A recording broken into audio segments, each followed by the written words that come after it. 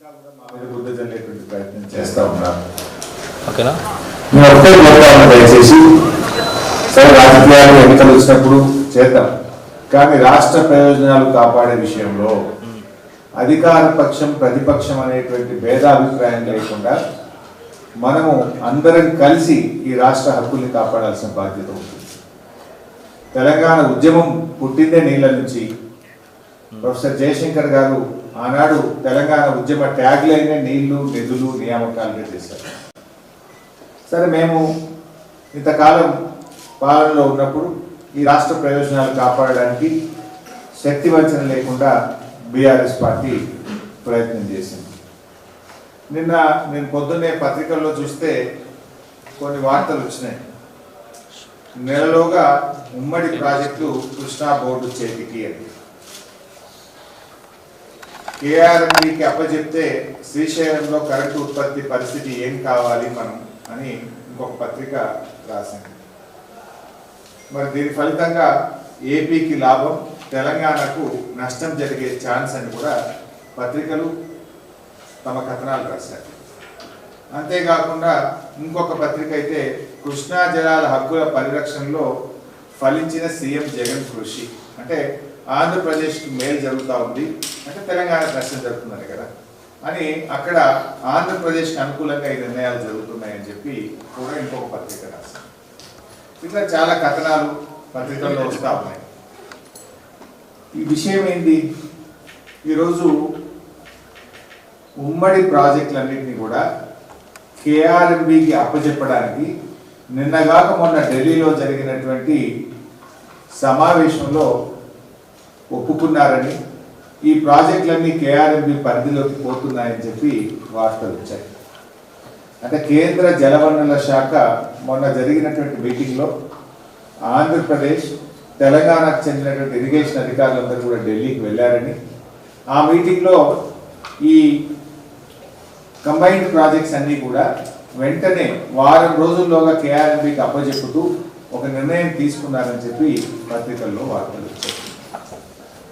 మరి ఈ ప్రాజెక్టులన్నీ కేఆర్ఎంబీకి అప్పచెప్పితే అది తెలంగాణకు తీవ్రమైనటువంటి అన్యాయం జరిగేటువంటి అవకాశం ఉంది. వాస్తవానికి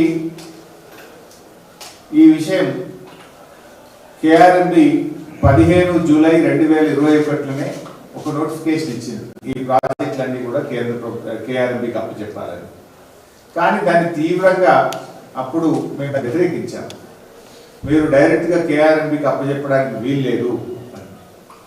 దాన్ని అప్పటి నుంచి కూడా జరుగుతున్నటువంటి బోర్డు మీటింగ్స్లో అటు ఆంధ్రప్రదేశ్, అటు కేఆర్ఎంబీ అంటే కేంద్ర ప్రభుత్వ అధికారులు దీన్ని అప్పచెప్పాలని ఒత్తిడి చేస్తూనే వచ్చారు. ప్రతి బోర్డు మీటింగ్లో కూడా అటు కేంద్ర ప్రభుత్వం, ఇటు ఆంధ్రప్రదేశ్ ప్రభుత్వం ఇది వెంటనే కేఆర్ఎంబీకి అప్పచెప్పాలి అని వాళ్ళు మా మీద ఒత్తిడి పెంచేటువంటి ప్రయత్నం చేసినారు. కానీ ఆ రోజు మనం చాలా స్పష్టంగా చెప్పాము, ఇట్లా మేము ఏకపక్షంగా అప్పచెప్పడానికి సిద్ధంగా లేము. మా తెలంగాణ ప్రయోజనాలను కాపాడుతూ మాకు తెలంగాణకు న్యాయబద్ధంగా రావాల్సినటువంటి హక్కులను మాకు అందజేసిన తర్వాతనే మేము ఒప్పుకుంటాం తప్ప అప్పటిదాకా ఒప్పుకునే ప్రశ్నే లేదని చెప్పి కూడా మనం గతంలో స్పష్టం చేశాం. గతంలో కొన్ని డిమాండ్స్ కూడా పెట్టాం. మనం కేంద్ర ప్రభుత్వం ముందు ఏం పెట్టినామంటే, ఇది బోర్డుకు అప్పచెప్పాలంటే ముందు ఆపరేషన్ మాన్యువల్ ఫైనల్ చేయండి, ఈ ప్రాజెక్టులను ఎలా నడుపుతారు. ఆపరేషన్ మాన్యువల్ లేకుండా ప్రాజెక్టులన్నీ కేంద్ర ప్రభుత్వానికి అప్పచెప్తే పట్టుకునే పరిస్థితి వస్తుంది. దీనివల్ల జరిగే నష్టాలు నేను ఎక్స్ప్లెయిన్ చేస్తాను మీకు నేను. కానీ ఆ రోజు మేము ఎందుకు అప్పచెప్పలేదు? కేంద్ర ప్రభుత్వం ముందు కొన్ని డిమాండ్ పెట్టాం కేఆర్ఎంబీ మీటింగ్లో.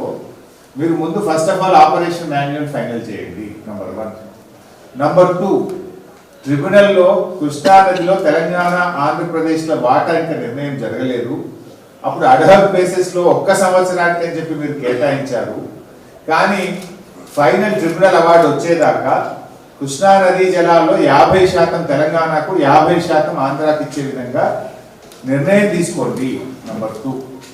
నంబర్ 3, మనకు శ్రీశైలం ప్రాజెక్టు మంజూరు చేసినప్పుడు ప్లానింగ్ కమిషన్ ఏం చెప్పిందంటే 264 టీఎంసీని నాగార్జున సాగర్ ప్రాజెక్టుకు మనం శ్రీశైలంలో హైడల్ జనరేషన్ చేసి నాగార్జున సాగర్కు కిందికి విడుదల చేయాలని చెప్పి planning commission of India Srisailam project మంజూరు చేసినప్పుడు చెప్పింది.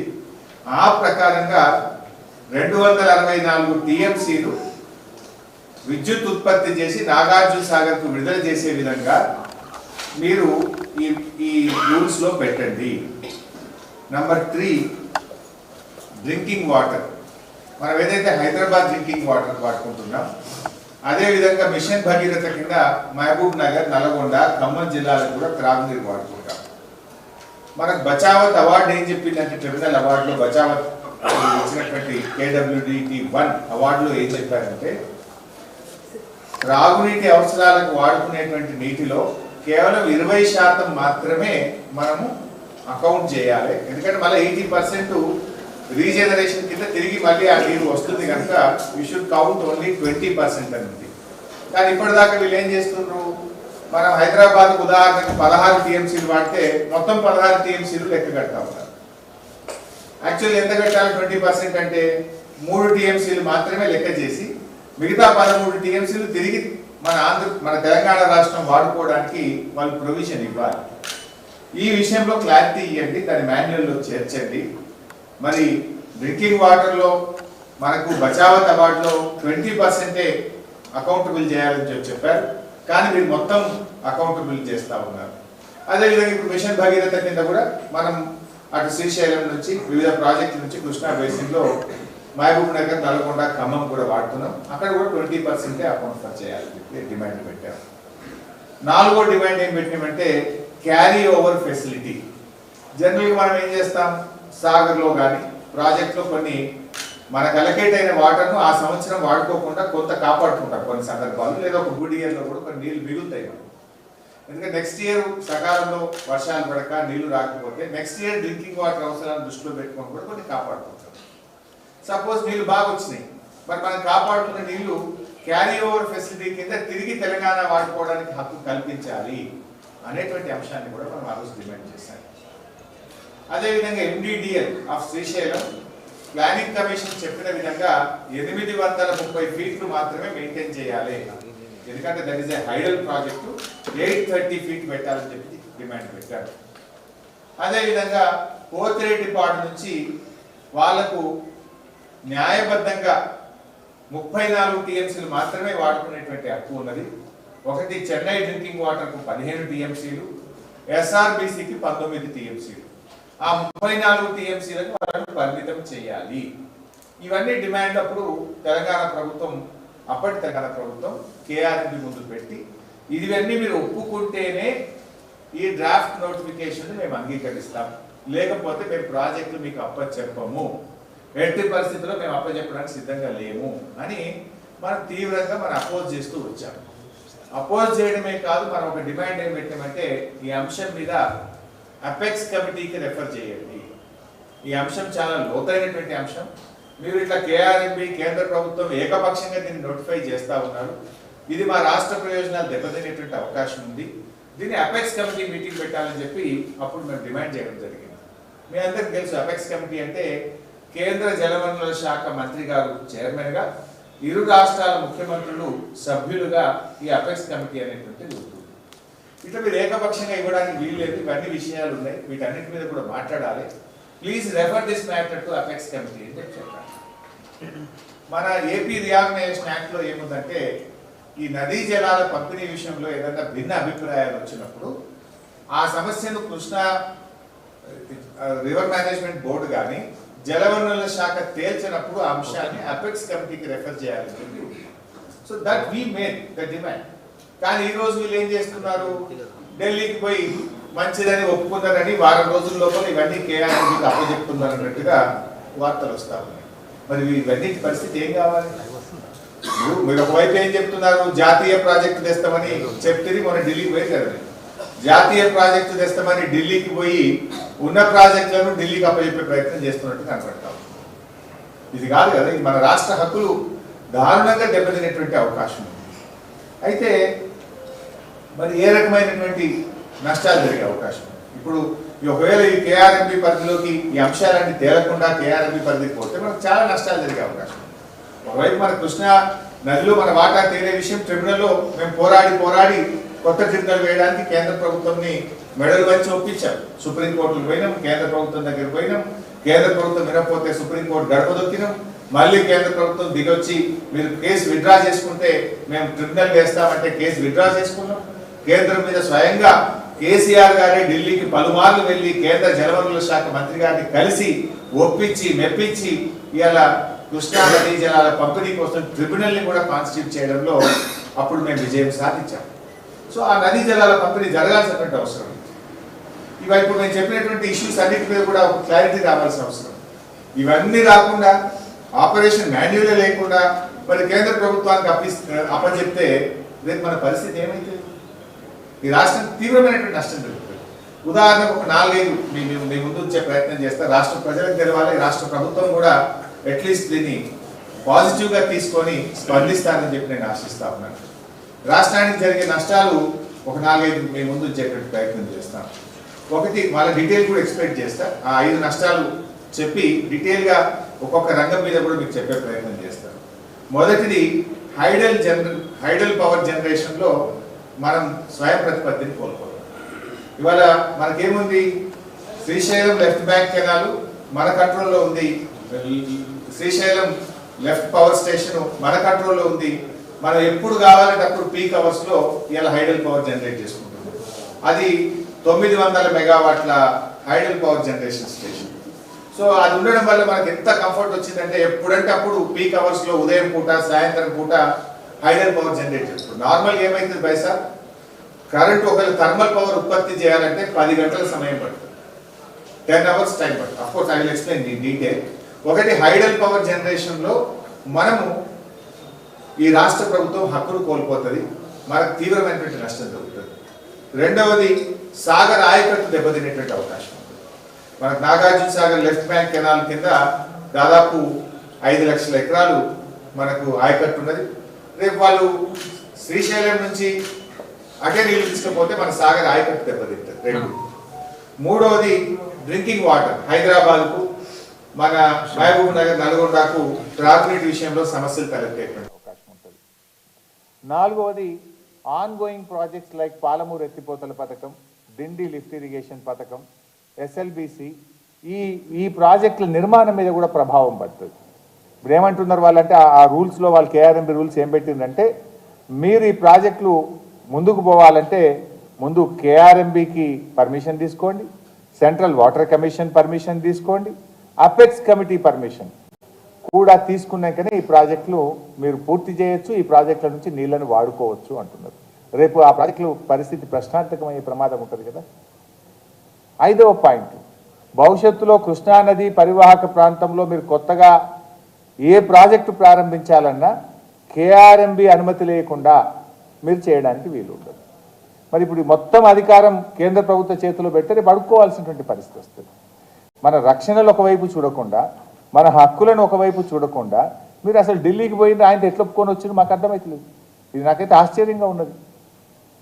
మీరు పత్రికల్లో చూస్తే జగన్ విజయం సాధించి ఉండని, వీళ్ళు ఒప్పుకొని వచ్చిందని, వారం రోజుల లోపలనే ఇవన్నీ పోతున్నాయని ఇలా కథనాలు వస్తూ ఉంటే మొన్న వచ్చినాయి ఇవన్నీ. నిన్న ఎవరైనా ఖండిస్తారేమో, ప్రభుత్వం నుంచి అఫీషియల్ స్టేట్మెంట్ ఇస్తారేమో అని చూసిన, ఎవరు మాట్లాడతలేదు.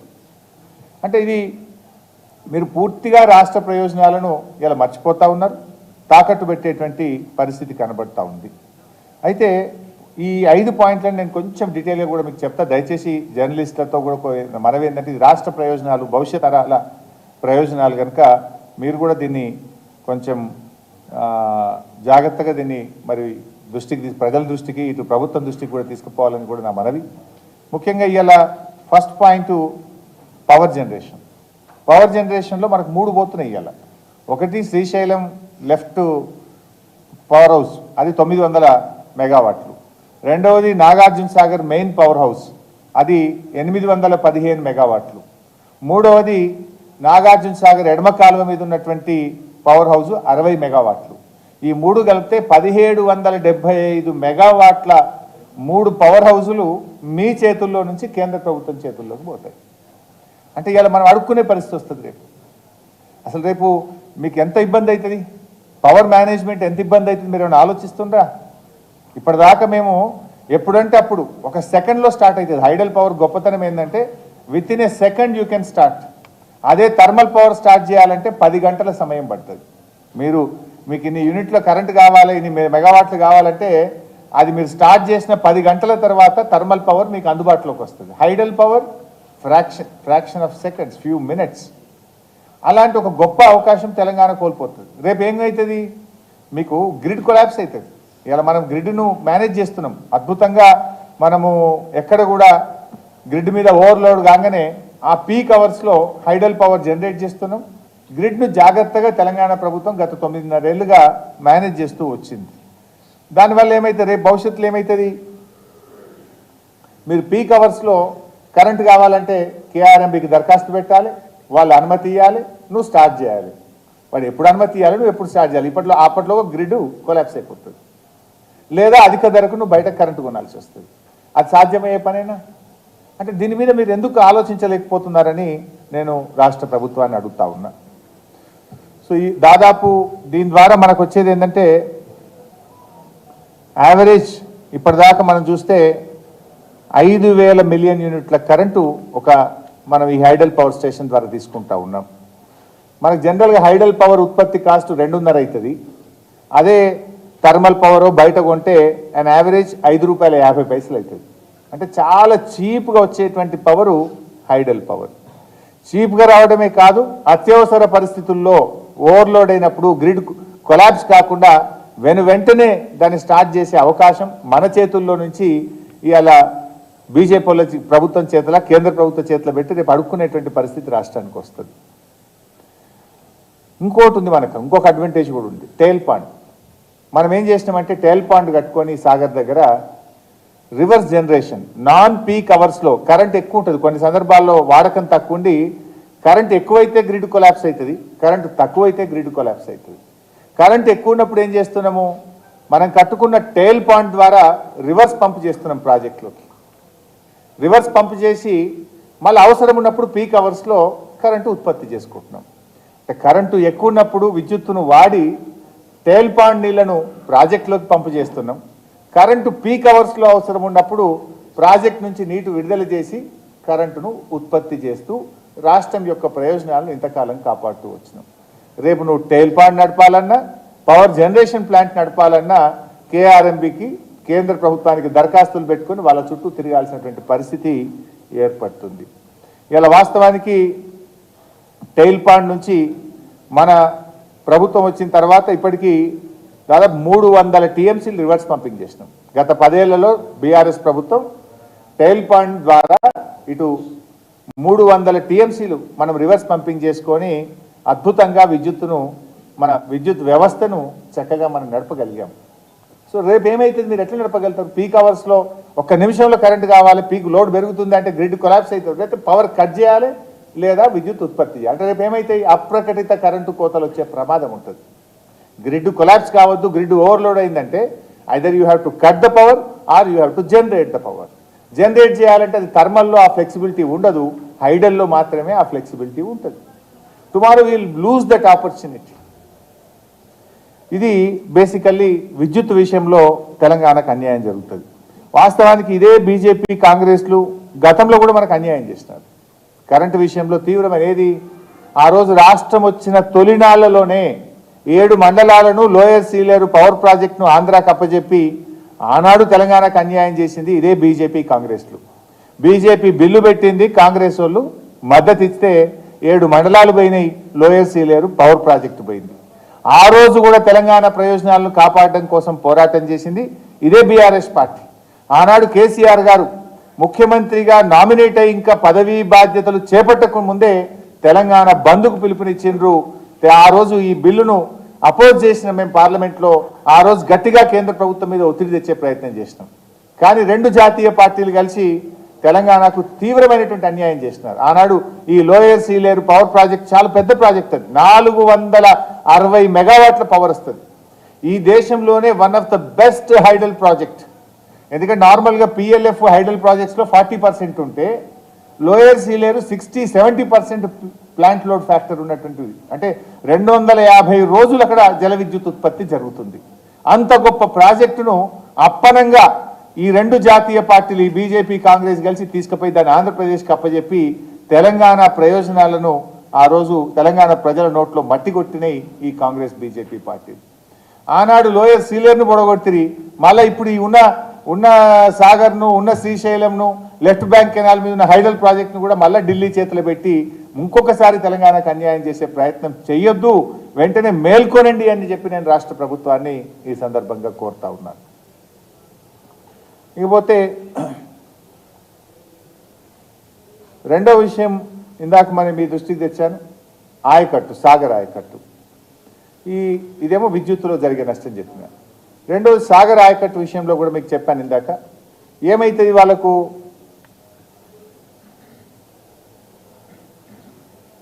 పోతిరెడ్డిపాడు ద్వారా వాళ్ళు ఎక్కువ నీళ్ళు అక్కడనే శ్రీశైలం నుంచి తీసుకుపోతారు కదా. ఎన్ బ్లాక్ అలాట్మెంట్ మన దగ్గర ఉన్న సిస్టమ్ ఏంది, బచావత్ ఇచ్చినటువంటి అవార్డు ప్రాజెక్ట్ వైజ్ అలొకేషన్ లేదు, స్టేట్ వైజ్ ఎన్ బ్లాక్ అలాట్మెంట్ ఉంది. వాళ్ళు ఈ మధ్య ఏం చేస్తుండ్రు, కృష్ణా డెల్టాకు గోదావరి పట్టిసీమ లిఫ్ట్ పెట్టుకొని కృష్ణా నది జలాలు అవసరం లేకుండా ఇటు పట్టిసీమ ద్వారా గోదావరి జలాలు తీసుకుపోయి కృష్ణా డెల్టాకు నీళ్లు పారించుకుంటున్నారు. రేపు ఏం చేస్తారు వాళ్ళు ఎన్ బ్లాక్లో, శ్రీశైలం నుంచి అటు పోతిరెడ్డిపాడు ద్వారా నీళ్లు తీసుకుపోతే నీకు హైడల్ జనరేషన్ ఎట్ శ్రీశైలం నష్టపోతావు, హైడల్ జనరేషన్ ఎట్ సాగర్ నష్టపోతావు.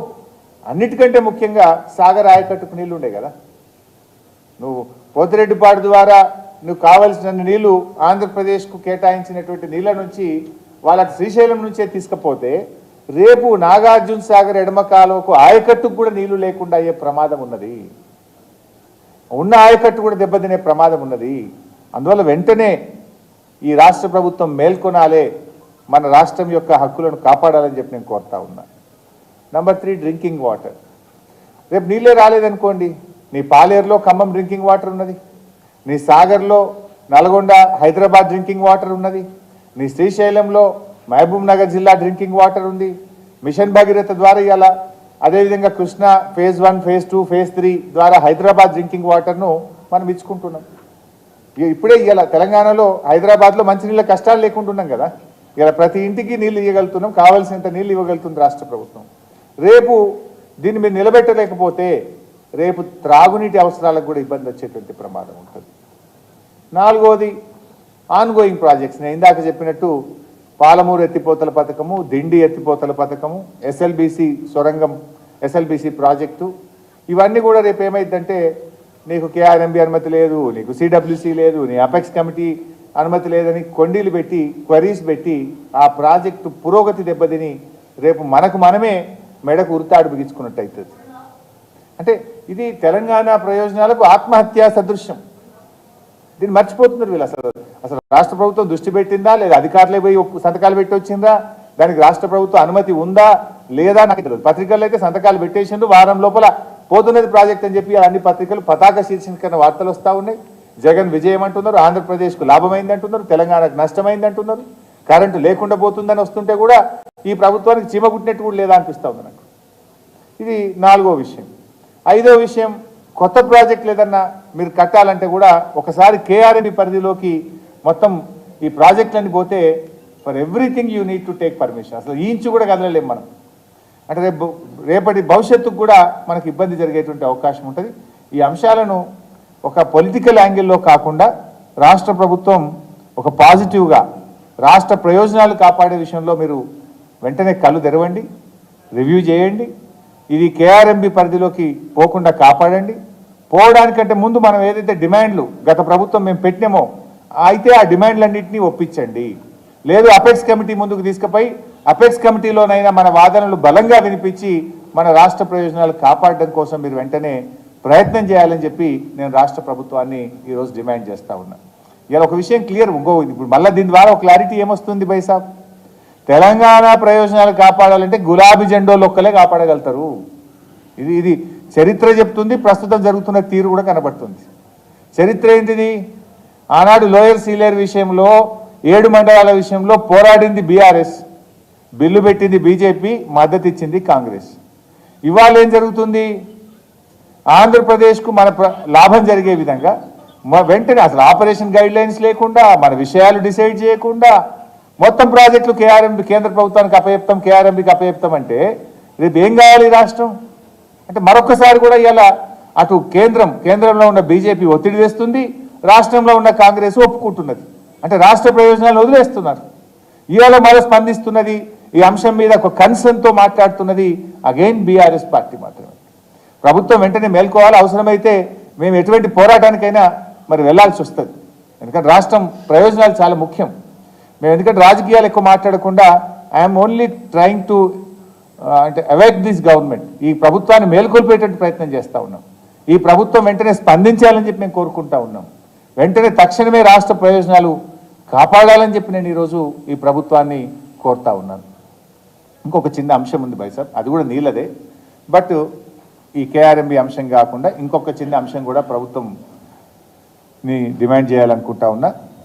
ముఖ్యంగా ఈరోజు కాళేశ్వరం ప్రాజెక్టులో మేడిగడ్డ నుంచి ఇప్పుడు కూడా నీళ్లు తీసుకురావచ్చు. ఒకవైపు ప్రభుత్వము స్టేట్మెంట్ చూస్తూ ఉన్నాం, మేము చూస్తున్నది ఏంటంటే నీళ్లు లేవు, ఆరుతడి పంటలు వేసుకోండి అని మంత్రులు స్టేట్మెంట్ ఇస్తున్నారు. ఎస్ఆర్ఎస్పి స్టేజ్ 2లో ఆయకట్టులో 4 లక్షల ఎకరాలకు 2 లక్షల ఎకరాలకే నీళ్లు ఇస్తాం, మిగతా దానికి నీళ్ళు ఇవ్వలేము అన్నట్టుగా పత్రికల్లో అధికారులు ప్రభుత్వం యొక్క స్టేట్మెంట్స్ చూస్తూ ఉన్నాం. మేడిగడ్డ బ్యారేజు రిపేర్ జరుగుతుండగా కూడా గోదావరి నదిలో ఈరోజు కూడా నాకున్న సమాచారం మేరకు 4 నుంచి 5 వేల క్యూసెక్కులు ప్రవాహం ఉన్నది. ఆ 4-5 వేల క్యూసెక్కులను ఇప్పుడు కూడా మేడిగడ్డ లిఫ్ట్ ఇరిగేషన్ ద్వారా నీళ్లు లిఫ్ట్ చేయొచ్చు, చేసి మనము రైతాంగానికి పూర్తి స్థాయిలో నీళ్ళు ఇచ్చేటువంటి అవకాశం ఉంది. లాస్ట్లో మళ్ళీ ఏమవుతుంది, మార్చ్ ఏప్రిల్లో దగ్గరికి వచ్చే వరకు నీళ్ళు తక్కువ పడితే పంటలు ఎండిపోవడము, రైతులు ఆందోళన చెందేటువంటి పరిస్థితి వస్తుంది. ఆలోచించండి. ఇప్పుడు మీకు ఆల్రెడీ గ్రౌటింగ్ చేసిండ్రని తెలుస్తూ ఉంది, పత్రికల్లో వార్తలు వస్తున్నాయి. ఏది సుందిల్లా అన్నారం బ్యారేజీలు తొందరగా చేసేయండి, ఉంటే కూడా చేసి నీళ్లు లిఫ్ట్ చేసి మనము ఇటు మిడ్మానేర్కు ఎల్ఎండికి నీళ్ళు తెచ్చుకోగలిగితే మేము గత 3 ఏళ్ళు ఇచ్చినాం కదా. ఎస్ఆర్ఎస్పి స్టేజ్ 2 చివరి ఆయకట్టు దాకా నీళ్ళు ఇచ్చినాం. ఒకప్పుడు ఎస్ఆర్ఎస్పి స్టేజ్ 2 కాలువల్లో సర్కారు తుమ్మలు మొలిచినాయి, కానీ మేము నిండుగా నీళ్లు గత 3 ఏళ్ళు ఇచ్చి చూపించాం. చివరికి ఎట్లాంటి స్థితి వచ్చిందంటే, సార్ వరి కోత మిషన్లు దిగుతలేవు, నీళ్లు బంద్ చేయండి, నీళ్లు జాలిగా బంద్ చేయండి అనేదాకా కూడా నీళ్ళు ఇచ్చినటువంటి పరిస్థితి. సో దయచేసి మీరు కూడా రివ్యూ చేయండి. ఇప్పుడు కూడా మేడిగడ్డలో నదిలో ప్రవాహం ఉంది, మేడిగడ్డ దగ్గర గోదావరి నదిలో ప్రవాహం ఉంది. ఆ నీళ్ళని ఎన్ని వీలైతే అన్ని లిఫ్ట్ చేసి మరి రైతాంగానికి నీళ్లు అందించేటువంటి ప్రయత్నం చేయండి. ఎంతసేపు మా మీద బురద జల్లాలి చల్లండి, దానికి మేము సమాధానం చెప్తాం, దానికేం భయపడేది లేదు. కానీ ఆ దాని పేరు మీద ఈ ప్రాజెక్టును ఫెయిల్యూర్గా చూపే ప్రయత్నం చేసి క్రమంలో అవకాశం ఉన్నటువంటి నీళ్లను సముద్రంలో కలవనీయకుండా రైతులకు ఇచ్చేటువంటి ప్రయత్నం చేయాలని చెప్పి నేను ప్రభుత్వాన్ని కోరుతా ఉన్నా. రెండవ విషయం, మల్లన్న సాగర్, కొండపోచమ్మ సాగర్ ప్రాజెక్టులలో కూడా ఆల్రెడీ మా ప్రభుత్వం ఉన్నప్పుడే నీళ్లు తెచ్చిపెట్టాం, నీళ్లున్నాయి అక్కడ. గత 3 సంవత్సరాలు కూడా మేము మల్లన్న సాగర్ నుంచి కొండపోచమ్మ సాగర్ నుంచి కూడా రైతాంగానికి నీళ్లు అందించి పంటలు కాపాడాం. అద్భుతమైన పంటలు కూడా పండినాయి. సో ఇప్పుడు దయచేసి నేను ప్రభుత్వాన్ని కోరేది, అదేం కొత్తగా కాదు కదా, కట్టిన ప్రాజెక్టులు తెచ్చిన నీళ్లు ఓన్లీ విడుదల చేయడం మీ చేతుల్లో ఉంది, చెయ్యండి అని ప్రార్థిస్తూ ఉన్నా.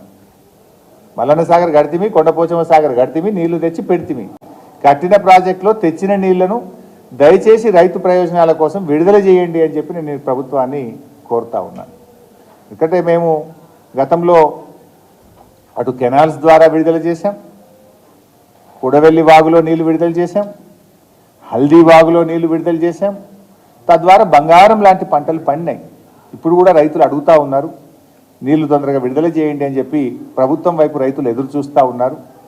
మీరు ఆలస్యం చేయకుండా వెంటనే నిర్ణయం తీసుకొని ఆ నీళ్లు విడుదల చేసి రైతుల పంటలను కాపాడాలని చెప్పి కూడా నేను రాష్ట్ర ప్రభుత్వాన్ని కోరుతా ఉన్నాను.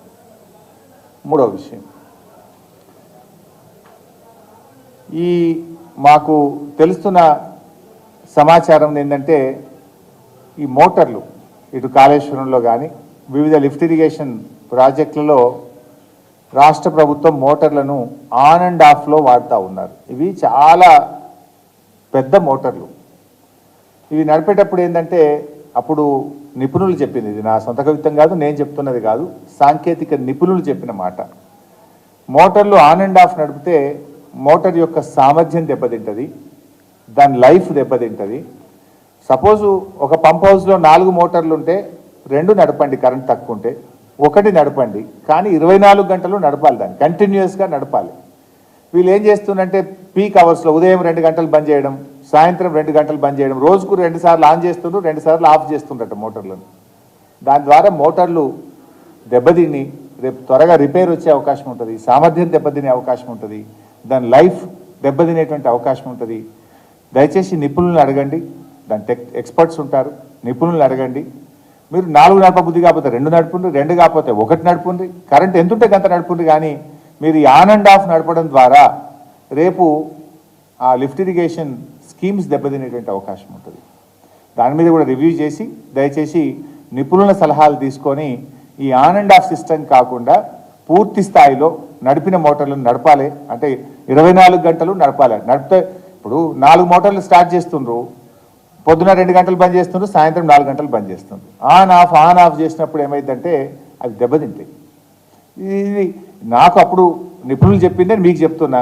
లేదు మీరు కూడా నిపుణులను పిలిచి, సాంకేతిక నిపుణులను పిలవండి, ఎక్స్పర్ట్స్ని పిలిచి తెలుసుకొని చేయండి. కానీ రేపు దెబ్బతిన్నాక ఇది రాష్ట్రం దెబ్బతింటారు, రేపు పంటలు దెబ్బతింటాయి, రేపు రైతులు దెబ్బతింటారు. కనుక నాకున్నటువంటి సమాచారాన్ని నేను రాష్ట్ర ప్రభుత్వం దృష్టికి తీసుకొచ్చేటువంటి ప్రయత్నం చేస్తూ ఉన్నాను. సో ఈ అంశాల మీద కూడా రాష్ట్ర ప్రభుత్వం దృష్టి పెట్టి వెంటనే నిర్ణయం తీసుకోవాలని చెప్పి కోరుతూ నమస్కారం. ఇక రాజకీయాలు ఇది చాలా రాష్ట్ర ప్రయోజనాలు.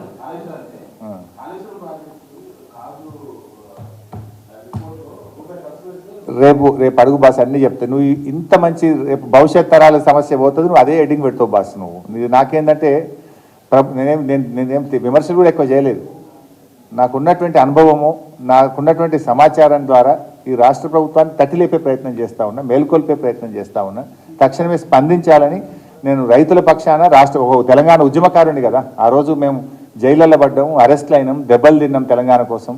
తెలంగాణ ఉద్యమం ఆ స్ఫూర్తిని నీళ్ళ కోసం, అది ఎక్కడ రాష్ట్ర ప్రయోజనాలు దెబ్బతిని మేము ఏంటంటే రాజకీయాలు వేరు, గెలవచ్చు ఓడొచ్చు, కానీ రాష్ట్ర ప్రయోజనాలు దెబ్బతింటే మాత్రం బీఆర్ఎస్ పార్టీ అంగీకరించదు. We will never compromise on state resources, రాష్ట్రం యొక్క హక్కుల విషయంలో. Thank you.